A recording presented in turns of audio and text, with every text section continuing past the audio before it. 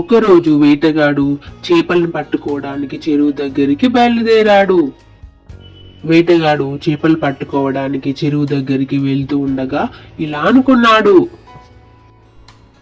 ఈ రోజు మంచి చేపలు దొరకాలి. నాకు ఎక్కువ చేపలు దొరికితే నేను వెంటనే వాటిని వండుకొని తృప్తిగా తింటాను. అలా అనుకున్నాడు ఆ వేటగాడు. వేటగాన్ని చూడగానే చేపలన్నీ భయపడిపోయాయి. అప్పుడు చేపలన్నీ ఇలా అరవడం మొదలు పెట్టాయి.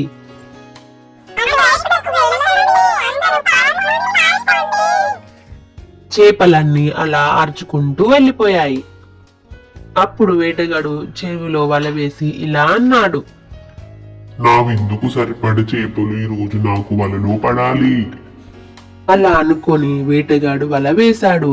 అలా వల వేయగానే కొన్ని చేపలు తప్పించుకొని పారిపోగా ఆ వలలో తోటి మోటి 2 చేపలు చిక్కుకున్నాయి.